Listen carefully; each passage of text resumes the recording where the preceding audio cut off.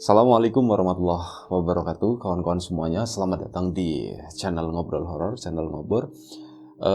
Seperti biasa masih ada kami berdua, ada Biru, ada Bro Ayung di sana yang mau berbagi kisahnya kawan-kawan semuanya.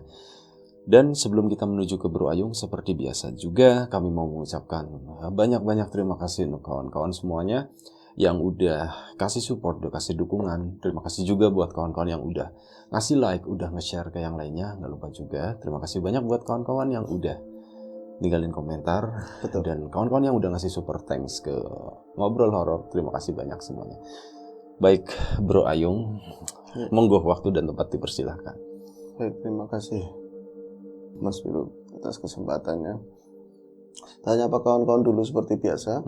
Assalamualaikum warahmatullahi wabarakatuh. Bismillahirrahmanirrahim. Apa kabar kawan-kawan ngobor semua? Semoga semua dalam keadaan baik, sehat dan selalu bahagia tentunya kapanpun dan dimanapun saatnya. Amin. Seperti biasa ada kami berdua di ngobor di situasi yang berbeda ya. Iya. Alhamdulillah lebih nyaman. Ya, alhamdulillah. Semoga menjadikan kami lebih nyaman pula untuk menyampaikan cita-cita. Amin. Ya. Oke. Terima kasih untuk teman-teman tadi yang sudah disampaikan semuanya dari A sampai Z oleh Mas Biru dan juga yang baru datang. Semoga betah dan kami bisa menghibur. Baik Bro Ayung. Ya. Hari ini ada cerita apa? Hari ini ada cerita dari Kidul, Bi. Dari Kidul. Rambut lu udah panjang ya ngomong-ngomong. Sambungan, Bi. Oh, sambungan. Iya. Ntar gue nggak mau kalap, mau pakai wig dulu. Kita udah pernah pakai ya pakai wig. Iya. Cerita dari Kidul. Dari Kidul itu dari selatan ya. Jadi kalau di sini itu pesisir utara. Gitu. Walaupun cuman beda desa, asal di Kidul ya dari Kidul. Iya. Oke. Desa Arjosari atau daerah Langon atau desa mana gitu. Betul. Ini cerita dari seorang pemuda ya, seorang pemuda yang bernama Anton. Jangan Anton lah, udah pernah. Bernama Rinto. Mas Rinto itu mengisahkan sebuah kisah kehidupan. Ya ada horornya juga, tapi masih keluarga sebenarnya. Ya bukan ngomongin keluarga sih, Bi. Lagi-lagi ya siapa tahu bisa diambil hikmahnya lah Mas. Gitu. Ada bijak, Bi, asli. Siapa tahu bisa diambil hikmahnya gitu. Mas Rinto itu nama samaran karena memang nyari di sini tadi kan. Itu mengisahkan sebuah tadi cerita horor atau kehidupan yang dia alami di keluarga. Jadi Mas Rinto itu kan punya uak. Pade punya Pade orang baik begitu ya. Pade bude orang baik, anaknya juga ada beberapa biji lah. Ada beberapa linting gitu. Linting. Ada beberapa helai. Itu yang laki itu 2 orang, yang 1 perempuan. Cuman cerita ini bukan cerita kemarin ya, hampir mau 10 tahun silam. Ketika waktu itu padenya itu masih jualan apa sih ya di Jakarta itu yang Jakarta lagi. Iya, tapi mau jualan apa ya? Enggak apa-apa. Surabaya wis. Ya di Jakarta. Jadi penyedia balokan es. Berikut juga air bersih. Pasti bawa gergaji sama gancuk. Iya, itu kalau jadi memedi serem. Tapi enggak. Gergaji sama gancuk. Memedi es batu. Aku pernah lihat orang lagi ngamuk bawa gergaji itu. Gergaji yang es batu gitu. Aku lagi kecil ngumpet di pisang-pisangan, dapuran pisang. Itu tetangga lagi mau dihajar sama ponakannya sendiri. Salah paham. Itu totonya banyak banget. Itu datang ke situ marah, metu sama uangnya sendiri. Metu pakai gergaji itu. Ngumpet sambil takutan. Yakin takut salah sasaran, tapi dia nggak mungkin bisa melihat kita. Tahu-taunya itu uangnya keluar, bawahnya keren banget. Anak panah yang udah lawas lah kayak gitu. Mungkin senjata dia atau apa. Terus metu raimu gitu, kamu metu keluar sekarang, katanya kamu nggak mempan apa dan nggak bisa dikalahin. Tapi aku nggak pernah takut sama uang seperti dirimu. Terus mau apa? Kamu mau apa? Itu langsung gergajinya itu. Emang gak mempan, Bi? Gak mempan. Saya itu berdua sama teman, tapi sayangnya bukan Pono. Kalau Pono kan angel bisa keluar sendiri mulutnya. Jadi ngeliatin, loh kalau nggak mempan, tahu-tahu ujung anak panah itu cepat banget, cek. Itu langsung di sini tuh keputus, darah mana-mana, langsung orang banyak, udah polisi segala macam, udah ke rumah sakit. Nggak jadi keren itu yang bawa gergaji. Iya. Itu aja. Terus tadi ceritanya apa ya? Mas Rinto. Mas Rinto misalkan uangnya itu di Jakarta tadi jualan di tahun es batu, terus air bersih. Tapi dari hasil jualan tersebut dia bisa memakmurkan keluarga. Artinya ya bisa mencukupi lah seperti itu. Dan Mas Rinto juga ngingu atau mupuh bahasa Jawanya apa ya? Mengadopsi tapi nggak secara langsung. Jadi Mas Rinto punya uang lagi, berarti kakaknya tadi ya, bapak-bapak yang jualan es tadi. Itu ada ibu-ibu yang punya anaknya banyak tapi nggak punya suami. Suaminya udah meninggal udah lama. Terus satu anaknya, sebut saja namanya Nina. Nina itu punya bakat anak yang cerdas, perempuan anak yang cerdas. Terhitung memang dari usia sekian aja, yang lain ngajinya belum sampai ikro berapa dia udah cepat. Terus ketika dimasukin ke SD ya cepat lagi sampai dia dapat SMP yang favorit, SMA favorit. Itu yang membiayain semua itu tadi yang jualan es batu tadi. Semua dibiayain itu. Cuman ya tadi ya kadang-kadang ada kelebihan, ada kekurangan. Terkadang ada menimbulkan kecemburuan dari anak-anaknya Pak Sultan ya, sebut saja Pak Sultan. Ya begitu. Bapak itu yang anak kan kami, walaupun kami nggak semenonjol Mbak Nina, karena Mbak Nina itu lebih tua sih, lebih tua secara umur, secara ini juga pangkat di keluarga juga lebih tua gitu ya. Tapi kami kan anaknya, tapi kok apa-apa kok Mbak Nina, apa-apa kok Mbak Nina, yang dibanggain Mbak Nina. Tapi ya emang berprestasi, dari SMP ya pinter, SMA ya pinter. Wis kan dibangga-banggain banget yang namanya Nina, baik ya kalau pulang kampung, pokoknya ini anak, itu anak padahal Sorry, bukan. itu mereka posisinya di Jakarta berarti? Enggak, di kampung. Oh, di kampung. Di kampung gitu kan. Sampai suatu ketika ada libur panjang untuk Pak Sultan, karena waktu itu sampai udah kuliah, si Nina itu kuliah dan mau ada acara wisudaan acara wisudaan, kumpulkan keluarga bangga semua, dan Nina termasuk menurut Nina sendiri dan yang nyaksiin, entah itu temannya Nina yang udah disetel atau apa ya, dia itu juga berprestasi di tempat kuliah. Keluarga kumpul namanya orang desa kan di kuliah tukang insinyur misalnya kan keren banget, bikin acara lah di situ, bahkan udah di kampung tadi. Di kampung, jadi saudara-saudara enggak mau ke fakultas. Oh, mau ke sana, mau ke kampus. Pada dandan, pada nyediain mobil pesan begitu, mau ke sana semua menghadiri. Pesan dari pabriknya gitu. Pesan dari pabriknya langsung, Ferrari semua. Ferrari katanya sudah. Ferrari tapi bentuk truk gitu ya. Iya, yang truk ada gambar Ferrarinya. Nah, belakangnya tulisannya Ayu Adine gitu. Itu langsung ke sana, berduyun-duyun kan ke sana, udah kayak sapi di belakang semua. Terus ke sana. Sorry, beneran pakai truk emang ke sananya? Kayaknya sih enggak. Tapi kalau melibatkan kayak angkot iya. Cuman kita buat seru-seruan aja. Buat seru-seruan aja. Kan terlalu serem kan repot. Terus akhirnya ke sana ke tempat kuliah dengan penuh bangga. Bukan cuma Pak Sultan. Pasti ada yang bawa rantang, ada termos. Ada yang bawa tikar gitu. Angel lah harus sana. Tikar ada. Bahwa kalau di cerita itu ada terusannya Rinto, tapi bukan horor, lebih ke lucu. Bawanya orang kampung gimana sih ke sana? Ada kresek pasti bawa. Siapa tahu muntah sih. Iya, itu sampai sana ngumpul ya wong desa minder, tapi karena bareng-bareng mindernya hilang, jadi lebih malu-maluin gitu loh. Menurut yang bocah-bocah yang kekinian yang ikut. Jadi banyakan itu ngelarui itu apa ya, ngomongin. Bu, jangan ke situ, ini buat tempat ini. Terus repot, mereka nggak bisa santai karena orang-orang liar gitu. Liar, udut, pos, apa kan nggak bisa tapi kan pihaknya juga memahami sih, namanya orang-orang desa kayak gitu. Wis kan dengan bangganya. Cuman ada keanehan menurut Mas Rinto, dari pagi Iu Nina atau Mbak Nina itu nggak kelihatan. Gak kelihatan, tiap hari banget kuliah mas, banget kuliah ya Pak, di motor aja dibeliin, punya pacar, punya, orangnya cantik, kayak gitu. Pas udah dipanggil nama ini ya kan, orang tuanya ikut hadir, nggak ada nama Nina satupun sampai akhirnya kan Pak Sultan lemes.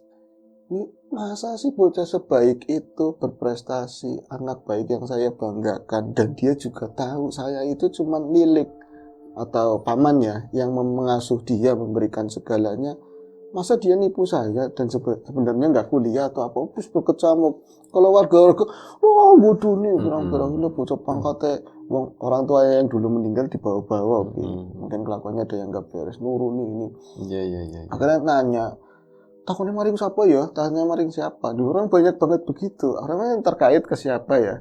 Akhirnya sama ibu-ibu yang lain, Bu, jenengan tepang kali nih, nanya orang ngerti. Akhirnya nanya ke satpam, diantar ke bagian terkait. Di daftar itu nggak ada yang namanya kuliah, namanya Nina bin siapa, nggak ada. Fiktif kuliah selama ini, Bi. Keren ya, nipu orang sekampung, nipu orang sekampung. Dan fakultas itu katanya fakultas kenamaan di daerah sana. Yakin. Aku dengar ceritanya, masa sampai gitu? Iya mas, asli kan orangnya masih yang muliain masih hidup katanya begitu. Yang muliain masih hidup, yang kuliah sih nanti wis ceritain. Yang Mas Rinto kan ngomong kayak gitu kan. Akhirnya apa? Cerita berlanjut. Semua itu terpukul, termasuk Pak Sultan dilawani, baca-baca, dibela-belain, nggak kerja, tapi memang ada yang gantiin, nggak sehebat dia sih, nggak apa-apa demi anakku, demi anaknya kakak ya, siapa tahu ini bisa buat contoh anak-anakku sendiri, tapi ternyata ditipu mentah-mentahan. Kuliah berapa tahun? Ya pantas kayak orang kuliah pintar berapa sih? 4 tahun sekitar gitu ya. Itu katanya prestasinya bagus, ternyata nggak kuliah. Wah, istrinya Pak Sultan nangisnya kayak apa? Bukan sebel, isin. Malu sama keluarga, malu sama orang kampung. Ternyata nggak kuliah. Bocahnya nggak pulang belas selama 2 hari, menghilang kan? Ninanya ngilang. Pas sudah nyampe 2 harian, nyamuknya datang. Pas sudah 2 harian itu, soalnya Pak Sultan termasuk bukan orang yang tipe marah-marah yang keluar itu enggak, dia itu langsung berangkat ke Jakarta, lemes daripada di kampung nanti banyak orang ngomong Sultan tuh goblok gitu kan, ditipu doang gitu kayak gitu ya kan, bego ditipu doang gitu kan. Dia berangkat ke Jakarta lagi dengan beban yang malu itu ya. Terus di rumah istrinya Pak Sultan ya nungguin, aku mau ndambrat bocah ini kalau berani pulang. Bocah ayu lindo, ayu banget gitu ya, pakaiannya baik, perangainya baik, kenapa punya ide segila itu dan dijalani istiqomah selama berapa tahun gitu loh untuk nipu. Lah saya ngasih jajan buat apa biaya praktek apa kayak gitu loh, Bi, kok bisa-bisanya nggak ada namanya. Ya seorang kamu di situ malah kampungnya udah dicatat, malah bahwa semua itu perangkat kampung itu malu semua di situ lah tuh Pak. Nah ini dari cerita orang banyak, tapi ditungguin, mau maghrib tahu pulang. Itu katanya istrinya Pak Sultan tadinya marah, udah istighfar terus, pokoknya aku istighfar aja kosih, jangan sampai aku marah. Kalau anak-anaknya udah disetel, ini urusan ibu sama bapak, kalian itu menang. Kalau mau minta jajan, mana jajan kalau enggak di Semarang apa di Cirebon gitu, jangan ikut-ikutan urusan ini, pokoknya ini urusan orang tua. Nurut, anak-anaknya itu pada main semua, itu dari siang udah pada main. Pada saat kayak gitu sini Ninanya pulang itu mau maghrib itu assalamualaikum sih ngomong, Bi, tapi pas datang ke rumah itu dia langsung nangis gugup sungkem di kakinya Ibu Sultannya. Tapi nggak ada omongan apapun, nggak ada omong, coba nangis sungguhkan banget, seakan-akan dia ngomong aku udah salah ibu-ibu selama ini begitu ya, aku anak durhaka dan lain-lain lah.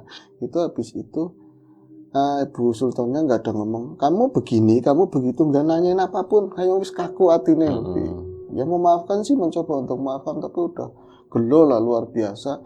Nina itu bangun terus menuju ruang tengah, di sana ada foto suaminya, Bi. Ya foto pernikahan atau foto KTP yang digedein gitu kan. Itu gugup-gugup minta maaf di situ, minta maaf di depan foto Pak Sultan. Itu nggak ngomong, tapi nangisnya bisa kayak ngomong lagi di emang mungkin rasa bersalah apa, nangis kejer kayak gitu kan.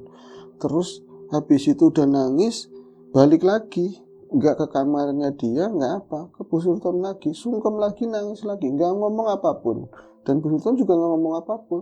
Itu keluar lagi, keluar, itu pakaiannya putih, semuanya putih, pakainya putih semua. Jadi ya kerudungnya putih, gamisnya putih, semua putih semualah. Dan itu cuman dia bisa melihat kalau sembab air mata berderai banget saat itu. Terus keluar, nggak tahu bawa motor apa dianterin temennya atau pacarnya, nggak ngerti. Tahu-tahu sekitar 2 harian lagi datang lagi ke situ, baru minta maaf si Ninanya, dan assalamualaikum, terus apa ya, kayak orang tambeng loh, kayak orang tambeng nggak punya salah gitu loh ya, minta maaf yang terpaksa gimana sih, kayak gitu. Bu, alasannya macam-macam sebenarnya, ini pihak kuliahnya aja yang nggak menyantumkan aku. Oke, wong desa supaya dibodoni gimana sih, supaya diakal-akalin, ini yang salah pihak fakultas, saya tuh kuliah, tapi tetap minta maaf, ibu malu kayak gini kan. Nah, Bu Sultan juga di saat itu bisa ngomong, dan bapak mana, bapak udah ke Jakarta. Akhirnya ditanyain, kamu kok sebenarnya stres apa, asli stres apa orang bener sih Nin, digituin. Loh, ibu kok ngomong kayak gitu tega sama saya? Iya, saya udah salah, tapi jangan terus diomongin yang kayak itu, apalagi saya diomongin gila. Enggak loh, orang dina wingi 2 hari kemarin kamu kan udah minta maaf, udah sungkem-sungkem di kaki ibu. Aku sungkem di kaki ibu, akunya sombong, Bi. Aku sungkem di kaki ibu. Kamu kan kesini sore mau maghrib, ya kan? Terus sungkem di kaki ibu, minta maaf. Aku sungkem kaki ibu, situ berdua sama cowoknya, Bi. Mas, emang aku nenek gitu, emang aku kesini nanya sama si cowoknya, emang aku kesini begitu, Bi. Wah, angel kan Bu Sultan, nggak bisa nerima, memang jelas banget orang kerasa, baju matanya kerasa, Bi. Kamu tuh kepotonya bapak minta maaf ke sana ke dalam, nangis gugup, balik lagi nangis lagi, terus keluar, ini baru pulang. Bu, si ngedan siapa? Oh gitu, yang ngedan siapa, yang stres siapa? Saya kuliah, Bu, sumpah saya kuliah. Pihak kuliahnya aja yang nggak ngitung saya. Harus pokoknya apa aja lah buat alibinya dia. Tapi saya kesini, saya nggak kesini. Saya lagi ngurusin tempat kuliah. Kenapa nama saya nggak keluar kayak gitu? Alasan seperti itu. Masa saya kesini sungkem sama ibu pakai baju putih lagi? Saya ada itu mau kena yang putih-putih kayak gitu. Tapi saya nggak ada kerudung putih, baju putih. Sampai sumpah-sumpahan, bodoni 2 kali kan, berarti kemarin gak kuliah, kemarin katanya gak pulang, tapi Nina asli. Akhirnya kan ini bener ngomongannya si Nina, apa saya yang matanya salah lihat gitu. Wis kini bocah pulang atau pergilah ke sama cowoknya, dia nanya, nah ini rumahnya ibu Nina sendiri, itu ya emang sampingnya. Nah pasti wong dia kan nggak tidur di rumahnya Pak Sultan, tidurnya kan di rumahnya rumah sendiri. Tapi tiap hari pasti ke rumah. Nanya kan sama kakaknya itu perempuan, yuk, atur bener kemarin emang Nina nggak pulang. Primen udah rada tua, Bi, gimana gitu kan? Kencengin ngomongnya, sini ada sumpelnya sih, putih-putih itu. Iya kan alat yang buat itu pendengaran, Bi. Nina kemarin pulang apa enggak? Rong dina wingi yo 2 hari kemarin pulang apa enggak? Orang-orang aneh katanya. Enggak, Bi. Enggak pulang, enggak kesini. Ora, bocah wis nggawe izin katanya. Bocah udah bikin malu ya enggak pulang. Pulang enteng loh. Habis dilabrak sama kamu. Oh, enggak mau diapa-apain, tapi pulang apa? Enggak. Kelambinnya apa? Bajunya apa? Baju putih begini baru dijelasin. Sing kayak katanya. Itu kotor, Bi, baju itu. Dan ada di cantelan itu rada jorok di pakaian memang. Enggak ngerti maksudnya. Enggak, maksudnya dia rada jorok untuk dia pintar, tapi pakaiannya jorok. Enggak rajin lah yang kayak gitu kok modelnya. Itu ada di cemandal, itu kotor, nggak dipakai udah lama malu. Iya banyak sawangnya, umas dari atas kayak gitu. Iya ya, perasaan emang nggak punya baju putih kayak gitu. Wis kan nggak kedengeran kabarnya lagi dan bingung masalah Bu Sultan itu. Masalah kemarin udah didatengin sama Lina, asli apa enggak? Nina, saya yang ngarang apa dia yang ngarang? Siapa dibodoni apa ditipu lagi? Wis kan seminggu berikutnya itu Bu Sultan lagi ke pasar gede jalan dianterin anaknya, terus tahu-tahu pas dirame-rame orang disusulin anak kedua laki-laki, mau balik mau disusulin, katanya mau balik wis ini lagi belanja keperluan buat mendak mbah, balik saiki sekarang pulang. Ada kabar di rumah ternyata ada ambulan Nina meninggal. Jadi Nina meninggal wis kan, Nina meninggal begitu. Tadinya orang benci semua gitu, jadi kayak apa ya? Oli-olinya bocah bodoh ini gimana sih? Karmanya. Angel ya bahasa Tegal. Jadi karmanya anak yang durhaka, yang nggak bisa berterima kasih, akhirnya dia katanya cilaka pas kecelakaan, pas nyebrang jalan, itu ya di dekat-dekat fakultas katanya. Tapi ya katanya lagi pacaran. Karena ada kos-kosan dekat itu tuh cowoknya lagi nyebrang, katanya dihantam sama tronton. Tapi enggak yang hancur banget sih, kayak keserempet besi semuanya tetap aja ya. Itu innalillahi, di situ ada ambulan. Ya tambah hancur lagi, campur aduk antara dia memaafkan, antara sebel, tapi pikirannya kembali ketika udah ada prosesi. Kan Pak Sultan juga pulang kan, udah prosesi tahlilan dan lain-lain. 3 harinya dia baru sih kemarin yang minta maaf yang bajunya putih, jangan-jangan itu cuman pertanda pengerasannya saya tok gitu loh, sebenarnya enggak, atau dalam wujud yang lain batinnya itu minta maaf atau apa, itu tuh puyeng banget. Akhirnya Bu Sultan itu tidur pas sudah jam 10:30 lah, orang-orang tahlilan sepi, udah capek banget. Dia itu di sananya mimpi ketemu sama Nina yang baju putih. Nina yang baju putih itu posisinya persis banget kayak lagi dia datang. Tapi ada ngomongnya, saya itu minta maaf, saya selama ini bohong aku semuanya lah. Saya bocah nggak benar, buguk dan menghampiri ini potretnya Pak Sultan juga sama persis. Pas udah saya bangun waktu itu, kata si Rinto ya, itu wah saya itu bangun gak lama, tapi perasaannya di mimpi itu lama. Pas bangun itu dia itu memang ada yang megang tangannya begini, kayak disentuh.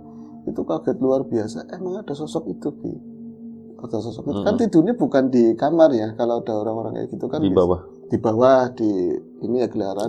Banyak orang itu, orang nggak ada yang bangun satupun. Ada orang ngobrol tapi mungkin di dapur nyai mbah gitu ya, tapi itu sosok itu ada, bajunya putih kayak gitu persis lah, tapi bukan baju putih yang kerudungan udah jadi ini udah jadi pocongan, tapi tangan kayak ada yang megang, tapi di sini begini katanya, dia enggak pocong, mana ada yang keluar begitu, tapi seakan-akan dituntun begitu, itu dituntun keluar, dan posisinya orang kayak orang takut sih, mungkin takut banget, tapi rasa itu hilang, kayak orang cengok, kayak nurut aja. Jadi belum di depan itu sosok apa, dia tahunya mukanya ya anaknya dia, maksudnya ponakan. Pocong gitu. Itu mukanya Nina. Maaf Mas Sinto, kalau pocongan yang baru-baru itu ada sumpel kapuknya enggak? Oh no Mas, katanya ada lengkap kayak gitu, ada sumpel sininya, matanya aja nggak kelihatan mata, jadi ada kapuknya semua. Itu posisinya berdiri, dia itu mundur ke arah luar, Bu Nina itu jalan tapi orang itu banyak kayak nggak nginjek gitu, pernapasannya kayak nginjek sampai keluar. Terus dia itu kayak seakan-akan nggak ngomong tapi ada suaranya, Bu, aku sudah jadi bocah rapi, udah jadi anak yang nggak benar, udah durhaka sama ibu bapak, minta maaf, tolong aku minta maaf, diampurani, biar di sana aku kepenak, biar di sana itu saya jangan susah, biar di sana saya susah, tolong dimaafin ya. Bu Sultan bisa sadar nangis gitu, bisa pecah nangis, itu orang-orang pada bangun yang lain gitu ya, kenapa Bu, kenapa, blek baru pingsan kayak gitu. Tapi dia nggak pernah lihat perginya, itu segitu toksik kisahnya. Jadi kisah ya ada sepenggal dari Mas Rinto tentang tadi ya, pengalaman unik itu, bocah pura-pura kuliah gitu, tapi di kampung sendiri gitu, bisa diporak kampung. Gue bertanya-tanya tuh begini, dia kan track recordnya bagus ya, SMP, SMA gitu itu kan bagus semuanya. Kenapa sekali. Justru dia mengkhianati keluarganya itu saat pas waktu kuliah itu? Ada selentingan, itu juga jadi pertanyaan, walaupun salah lengkap pertanyaanmu ya, tapi aku ngomong ke Rinto, itu katanya infus dari pacar. Jadi dia berubah setelah mengenal bocah itu. Mungkin ada rencana atau dia pokoknya semacam kayak residivis lah bocah itu. Bocah itu bukan bocah kuliah, jalanan kayak gitu lah, tukang main motor atau apa. Iya, ke doktrin gitu ya. Doktrin, terus duit yang kuliah itu masuk ke situ. Ya, jadi pacarannya udah kelewat mana-mana lah kayak gitu. Allah alam sih. Oke. Terima kasih Bro Ayung atas ceritanya, cerita yang cukup menarik juga ya. Ya, semoga kita bisa mengambil sesuatu dari kejadian ini ya. Kalau misalnya siapapun itu orang tua yang anaknya kuliah, tengokin ke sana beneran kuliah atau enggak, itu perlu gitu ya. Jangan di los-los begitu aja. Ya, semoga hal seperti itu enggak terjadi lagi ke salah satu siapapun yang kita kenal gitu. Baik, doa terbaik dari kami tentunya untuk kawan-kawan semuanya, dimudahkan segala sesuatunya, yang sakit segera diberi kesembuhan, yang sehat tetap dijaga kesehatan. Sampai jumpa di episode selanjutnya Ngobrol Horor. Jaga kesehatan kawan-kawan semuanya. Assalamualaikum warahmatullahi wabarakatuh.